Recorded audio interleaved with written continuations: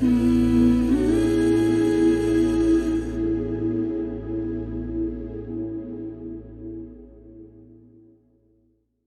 it comes to prayer, we've all got the same question, haven't we? There's one question that we all ask when it comes to prayer.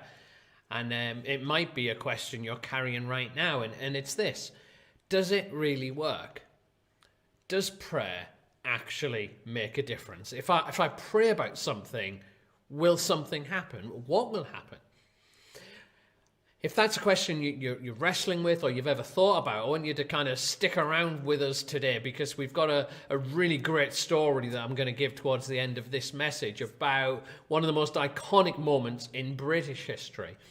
And we're going to kind of discover the kind of hidden story really around a British story that you will know very well. So stick around, and that's going to help answer that question of, if you pray, does actually anything happen? Does it make any difference?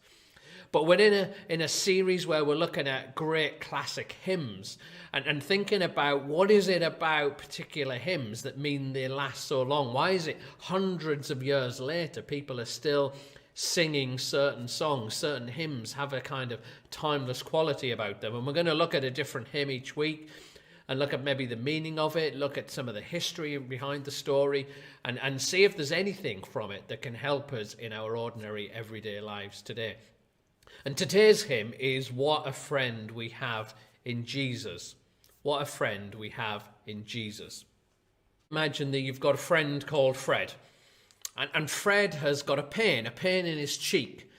And the doctor's given him some cream, and he's been told that if he applies the cream to his cheek, it will take the pain away. And so you go with Fred to the pharmacy and get chemist, and he gets the cream, and you look at the instructions, and it's really clear that you apply the cream and the pain goes away. And Fred's in quite a lot of pain. The pain in his cheek is causing him a lot of trouble. And but you've told him there's the cream there, and that will take the pain away. Now let's imagine that you see Fred the next day, and you come to see him, and you call around his house perhaps, and you come and say, Fred, how are you doing? And Fred looks at you, and he's not looking great. And his bags around his eyes, and he's like, I'm in a lot of pain. This pain in my cheek.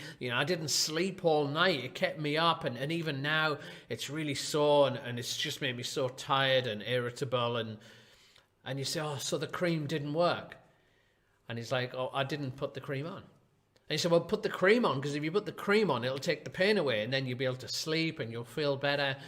And you have a chat a bit more, and he's so tired. He said, well, I'm going to leave you to it, but if you put that cream on, and it'll take the pain away, and you'll be able to get sleep, and things will be much better for you. And let's imagine you come round, and you come to the next day to see him, and you say, Fred, how are you doing? And this time Fred's look even rougher than he was yesterday. And you said, Fred. And he's like, the pain, it's getting worse, he said. And I didn't sleep last night. That's 2 nights in a row that I've not slept. And the pain's getting me down, and I'm really tired, and I'm starting to feel achy because of that. And you said, did you put the cream on? He said, no, I didn't put the cream on. And you said, but we went to the chemist to get this cream, and the doctor said if you put the cream on, it'll take the pain away. We put the cream on, and you'll be able to get sleep, and it'll take the pain away. Will you at least try it? And he's like, yeah, I'm going to put the cream on. And then you see him the next day. It's the third day you come round.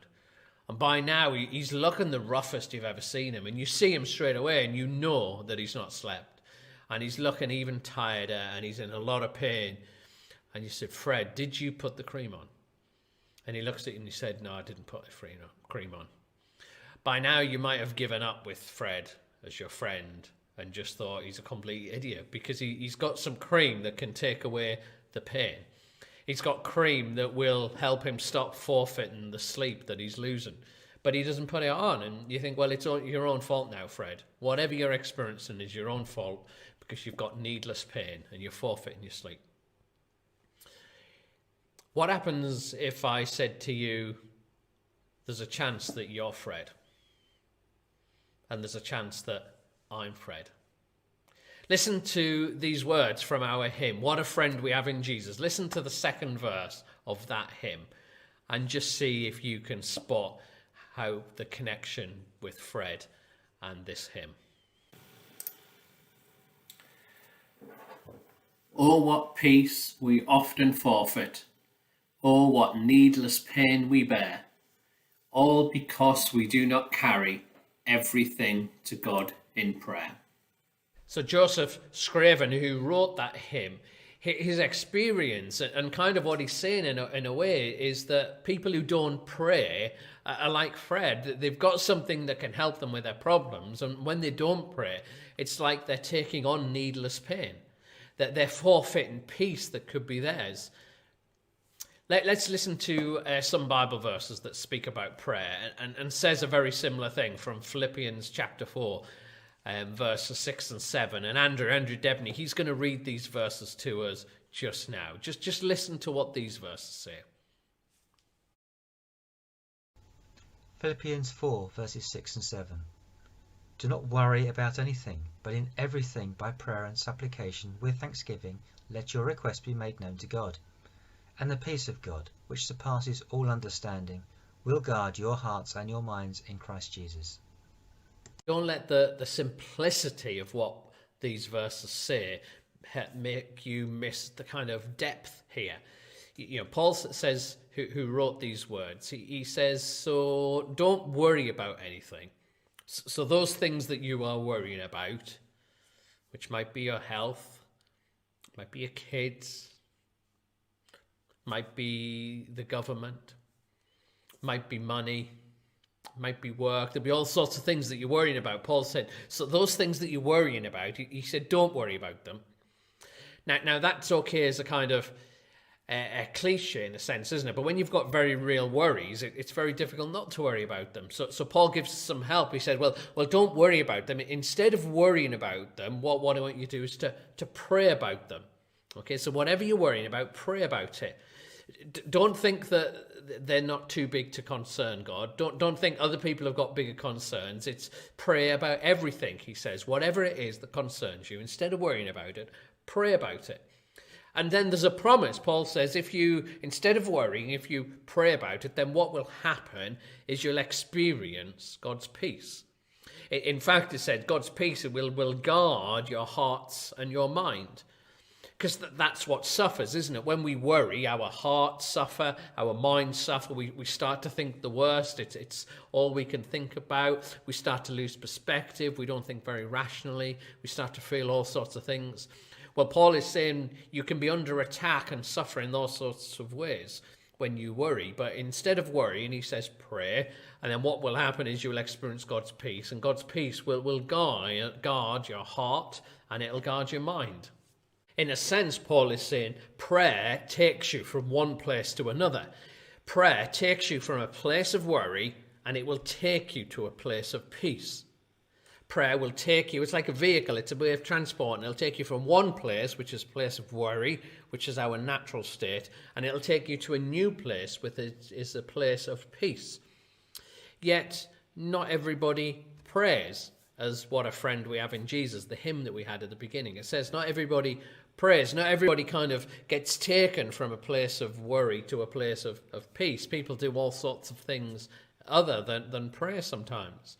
I wonder why that is, do you think? Why people like Fred with a cream on his cheek? Why do people not pray about situations and have God take them from a place of worry to a place of peace? Maybe if you're watching this live, you might want to put in chat box, what stops people praying? What stops people accessing this peace that God can offer us as we pray?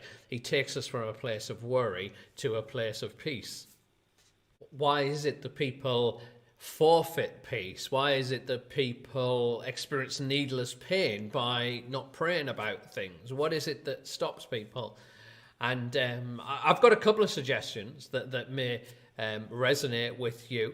A couple of things that maybe stop people going from a place of worry to a place of peace via prayer. And one of the things that I think that stops people praying sometimes is people think that it's too hard to use.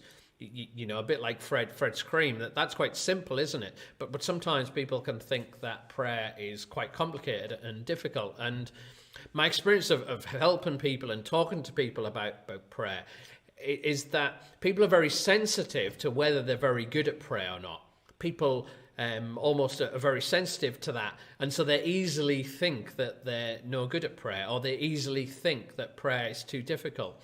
And this happens a lot as soon as you get people in groups. If you get people praying together in groups, you'll have people who will pray at home perhaps, but they won't pray out loud in front of other people because they think that they're not very good, or they think they're not as good as other people, or they're more embarrassed or maybe ashamed about what they will pray and how they will pray. And people can be really sensitive to others. And what can often happen in groups, and maybe you've got this in your home group, in your Zoom group, or if you've prayed with other Christians at all, sometimes you come across people who are really great prayers. Do you know what I mean? They're like professional prayers. Sometimes you think, wow, that prayer is so good. I think the angels are just like going, wow, that is such an amazing prayer. You know, maybe they've just got fantastic language, that the words just seem to flow. You just hear it and you just think, that's the right thing to pray. Maybe sometimes, people can quote the Bible and it just kind of flows into their prayers, and you think, well, I'd need to Google that, I'd need to look it up, but they can just kind of float. I remember the church tradition I grew up in, and I remember as a young boy listening to people pray, and the really good prayers always seem to start with this phrase. When I was growing up in church, they would start with this. They'd say, "Oh, loving Heavenly Father."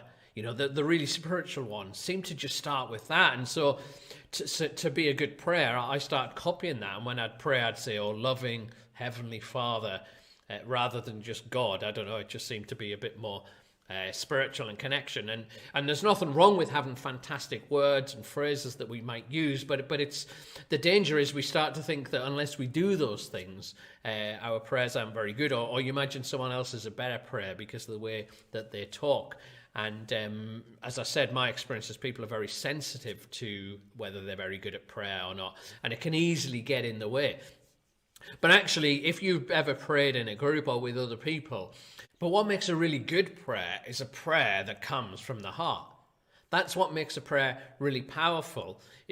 You know, we run the Alpha course here at Hope Church Oswestry, and we get people who come to our church who maybe don't normally go to church, and then people become Christians. And see, when you get somebody who's not from a church background, or people who's very new to faith, and they pray for the first time, or they don't pray that often, and you hear them pray, and maybe they get the words aren't as fancy as other people, or maybe they don't know as much, but because it's genuine, because it comes from the heart, it just feels so much more powerful in the room when you know someone's praying with a sense of sincerity, and it's really coming from their heart. It really blesses the other people around. And so if you're someone who's not that comfortable praying in groups, that if you pray from the heart, the people in your group will be so blessed by you praying, and God will be blessed as well, that it's not complicated. It's actually just about a relationship. It's just about saying what's on your heart. And you can't actually pray wrongly.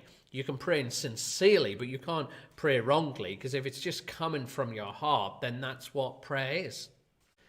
And so even though prayer offers us the opportunity of moving from a place of worry to a place of peace, we can live in a place of needless pain by not taking things to Jesus in prayer. And one of the reasons is we make it too complicated, and we think we're not very good at praying, and we think other people are better at praying, so we let them do the praying rather than us. And we can realize actually it's just tell him what you need and thank him for what you've done. But I think there's a second reason why we can be like Fred and not use the cream, to have forfeit in our sleep and our peace, and having needless pain and not praying, is because we can be not convinced that it actually works. We can think, actually, will it make any difference? Does it actually work?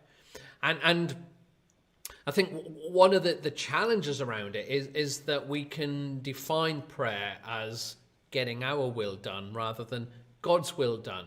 You know, that prayer works if God does what we tell him to do, but if he doesn't do what we tell him to do, then it doesn't work. Whereas actually what Paul says in this passage is that he never actually says in the passage that if you pray, God will do exactly what you says. It says, tell God what you need, and in return, you'll get God's peace. That's the only promise in the passage. Tell God what you need, and in return, you'll get his peace. In a sense, what Paul is saying is by expressing your need to God, actually what you're getting is his presence. And that is more powerful than any particular solution. Joseph Scriven, who wrote What a Friend We Have in Jesus, it's really interesting to hear his story and his life story and where this famous hymn come from. And he's Irish. He was born in Ireland, and he lived in Ireland in the early 1800s. And he fell madly in love and was engaged to be married. And the day before he was due to get married, he was going to arrange to meet his fiancée. And she arrived at where they were going to meet on horseback. But the horse bucked her off, and she fell off, and she landed on a rock and banged her head and rolled into the water. And she actually drowned, and she died the day before the wedding. And Joseph was just devastated. It was the love of his life. And he fell out with some family, and they ended up leaving Ireland and moving to Canada. And he opened his life up to Jesus, and he sensed something of God's love and God's presence with him. And he decided to devote his life to God and to serve God the rest of his days. He was a carpenter, a woodcutter. He was very handy. And he felt that he wanted to live like Jesus, and he wanted to serve the poor and the disadvantaged. And so he decided not to live for money, but to live for others. And he would only help practically those people who couldn't afford to pay him. He didn't want to get paid. He didn't want to be rich. So he just spent his time. Anyone who was in need, who couldn't afford help, he would give his help free of charge. Or for very, very little money. And so he didn't have much money, but he was doing what he felt Jesus asked him to do. And as he lived in Canada, eventually he fell in love again with another woman and arranged to get married to her. And then weeks before their wedding, she caught pneumonia and she died before his wedding as well. He'd fallen in love twice, and both times his fiancée had died before the wedding day. And he was devastated, and he devoted his life to serving the poor and the disadvantaged, and he never fell in love again. And a few years later, his mum, who was still on Ireland, was very poorly, and she was close to dying. But because he didn't have much money, because he just served the poor, he didn't try to earn lots of money. He couldn't travel back to see his mum. And he wondered about what he could do. And so instead what he did is he wrote a poem for her. And the poem was basically his life story that he wrote down and he offered to her. And this is how the poem went. What a friend we have in Jesus, all our sins and griefs to bear, and what a privilege to carry everything to God in prayer. Have we trials and temptations? Is there trouble anywhere? We should never be discouraged. Take it to the Lord in prayer. And for most of Joseph's life, he struggled with mental health problems. He suffered with depression. And yet in this final verse, we have this kind of testimony of his. Despite his loss and despite his sorrow, he writes this. He says, "Can we find a friend so faithful, who will all our sorrow share? Jesus knows our every weakness. Take it to the Lord in prayer." We live without anxiety. How could we pray and move from a place of worry and to a place of peace? The verse just before the one we were reading in Philippians, in verse 5, it says this. It says, "The Lord is near."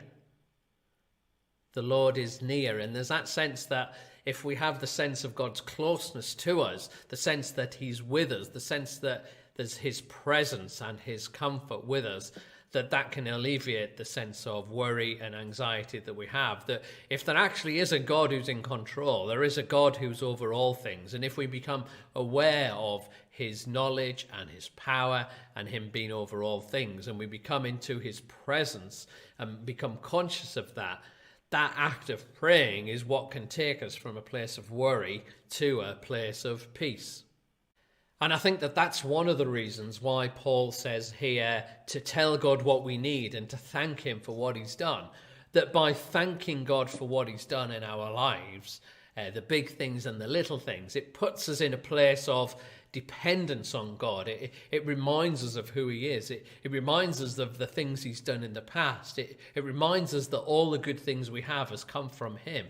And that remembering, I think, is really helpful and really key in leading us to that place of peace. That if today I remember, then I thank him for what he's done in the past. That can give me confidence and peace that he's... But I wonder whether we sometimes don't think the prayer works, or we doubt whether prayer works, or we wonder whether it really works, because we forget the things that he's done for us in the past, that we forget all the times when God has answered our prayer, that in the moment we cry out and we can ask God to intervene, to help and to rescue and to strengthen us and to help us. And when he does it, we're so grateful, we just actually then forget about it and we move on to the next thing. And when the next trouble comes, we wonder whether prayer works. And it's easy just to forget in our stories of the answered prayers that we have. I know in the country that I'm part of, in Britain, that there's one of our most iconic stories as a country that's defined us and shaped us, but we've actually forgotten part of the story. I'm talking about the miracle at Dunkirk. In May 1940, just over 80 years ago, was one of the defining moments in British military history. The miracle at Dunkirk has become a kind of iconic event which has shaped our consciousness and shaped our identity as a country, and has been an event that's kind of drawn so much inspiration for who we are as a nation in facing some of the challenges we've done since then. But what's interesting is over the 80 years, the story of Dunkirk and the miracle of Dunkirk has been told and retold, and parts of the story have actually been erased. And parts of the story have not been told. And so I just want to tell you a little bit about the miracle at Dunkirk, of what really happened May 1940. The bits of the story that don't always get told. In 1940, May, 300,000 British soldiers were sent across the Channel to support the French army when Denmark and Holland and Belgium and Luxembourg and many other countries had kind of collapsed under the pressure of Nazi Germany, and Britain and France stood together strong against the Nazi army as they advanced, or so they thought. What was shock is the way that the front line for the Allies just got completely overrun, as mistakes were made by the British generals and the French generals.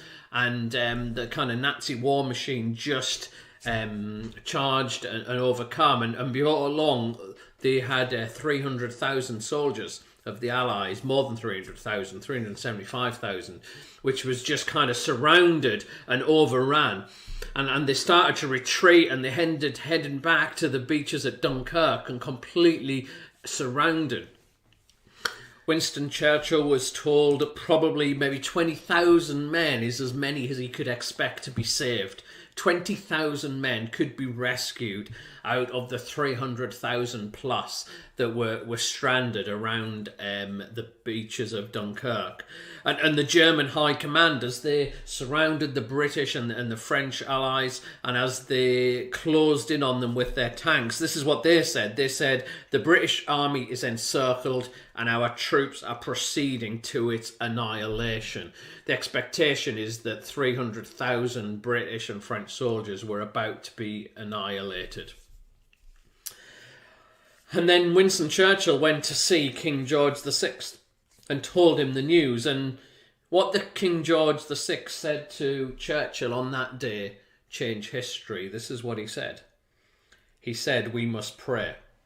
This next Sunday, I am calling for a national day of prayer. And so on May the 24th, King George VI, he addressed the nation. And this is what he said. He said, let us with one heart and soul, humbly but confidently, commit our cause to God and ask his aid, that we may valiantly defend the right as it's given to us to see it. And so that the churches were full. There was queues outside as millions of people in this country lined up to go to church, to pray, to ask God to rescue this nation. The expectation is 20,000 soldiers would be rescued out of the 300,000 that were there. The German tanks were 10 miles from Dunkirk, about to annihilate hundreds of thousands of British and French soldiers. And then what happened next changed everything. because a series of miracles happened that time in Dunkirk. Miracle one, for some unknown reason that even now, as historians analyse it, nobody knows why, but for some reason, as the British army was about to get annihilated by the Germans, Hitler called off the advance. He called off the advance and for 3 days did not attack, which gave the British enough time to build the defences to protect the people who were fleeing the beaches. The second miracle that happened was this freak storm that came, and so the German aircraft, which were planning just to bomb the smithereens, all the hundreds of thousands of soldiers there was this kind of freak storm that grounded a lot of the German aircraft for days and days. And then not only was there a freak storm, but there was kind of a freak fog as well that came across the beaches, and so that the German aircraft that could fly couldn't quite see a lot of the soldiers that were stood there stranded. And here's the miracle bit, that while there was a storm that grounded the German aircraft, just a few hundred kilometres away at Dunkirk, the sea was perfectly calm. And it was said that if there was any sort of wind, that the evacuation wouldn't be able to take place.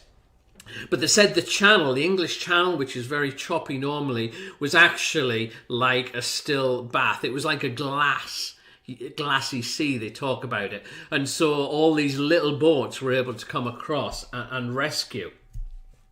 And the miracle of why Hitler didn't advance, the miracle of the weather, all these almost supernatural things seemed to happen, which meant that not 20,000, but 338,000 people got rescued over the course of that week.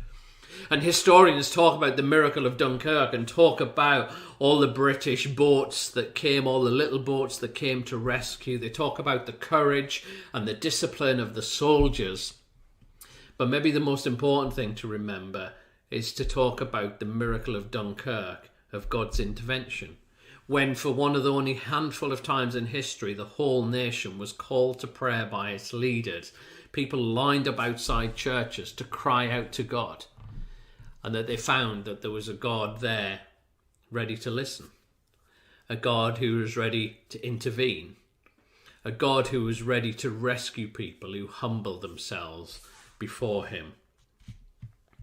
I wonder if you've got your own stories in your own life, your own Dunkirk moments where God has rescued and God has intervened, where you've prayed and instead of worries, God's given you your peace, that even in the most difficult circumstances, you've had this sense of being able to trust God because his peace guarded your mind and he's guarded your heart.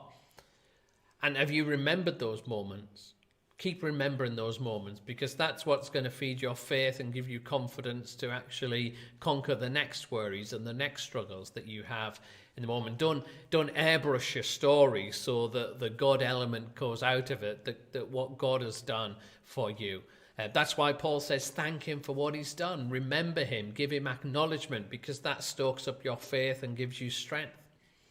And I guess my prayer for you and for me as we go into this week is that we'll not forfeit peace, that we'll not carry needless pain by forgetting to pray, that when we face the challenges and the struggles, maybe they could be really big or really small worries that may come our way, that we will take it to God in prayer, and that we'll find him a faithful friend.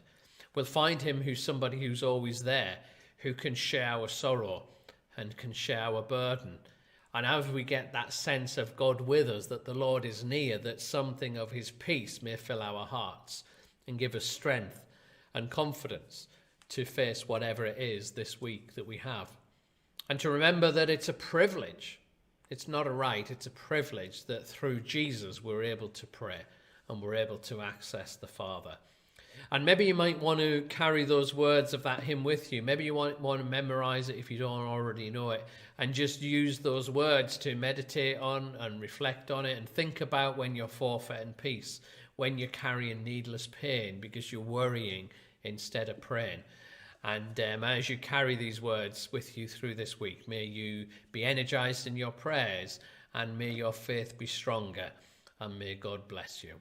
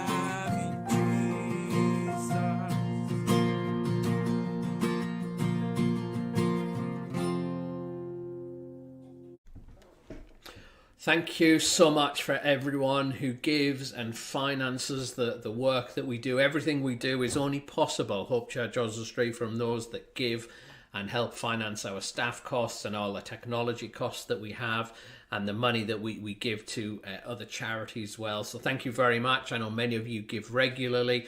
If you're someone who hasn't got a regular giving set up and you want to support what we're doing, you can do that right now. You can do that on our website, hopechurchoswestry.org.uk/give.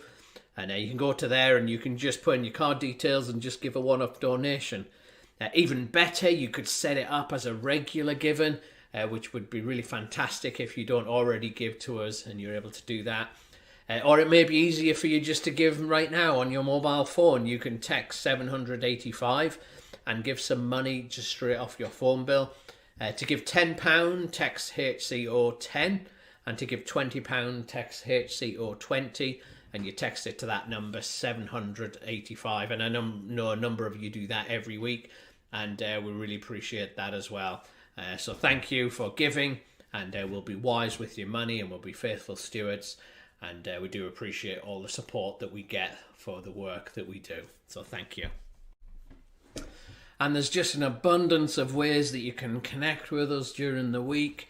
We have all sorts of things going on. You can see that we produce little excerpts from today's message on a Monday and Tuesday. We release that on YouTube, and that might just be 4 minutes, 3 minutes, something like that.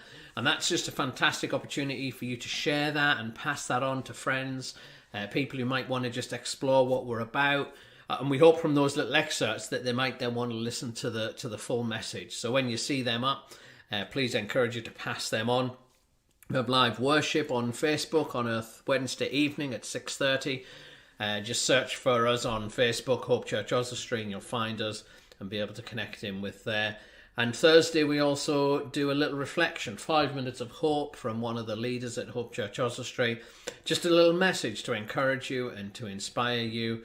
And that's on our YouTube channel, so check that out. And if you haven't subscribed to our YouTube channel, then click the subscribe button right now. If you haven't liked this page, then please like it, this message that you're hearing right now. And the more people that like it, the more people that subscribe, the more significant YouTube think what we are doing, and then they'll start to promote us to other users. So please like and subscribe and be part of what we're doing there. And we meet in groups as well. We meet in Zoom groups during the week, groups of maybe 10 people gathering together just to pray and to talk and have a bit of fun. And if you're not connected into a group, then you're really welcome to be part of what we're doing. We've got space for you. Lots of friendly, lovely people. You see my email on the screen there, Derek Hughes, Derek at hopechurchoswestry.org.uk. Send me an email, say you want to be part of a Zoom group, and we can set that up for you. You'd be really welcome to come and be part of what we're doing. So take advantage of all those resources to connect in with us, so you can get resourced and encouraged and inspired throughout the week. Hi, I'm Lorraine and I'm fairly new to Hope Church, newish. Derek asked me to give a short testimony and immediately I thought, what can I say in 4 minutes that might be useful? I've never felt like an ordinary Christian who does things like that.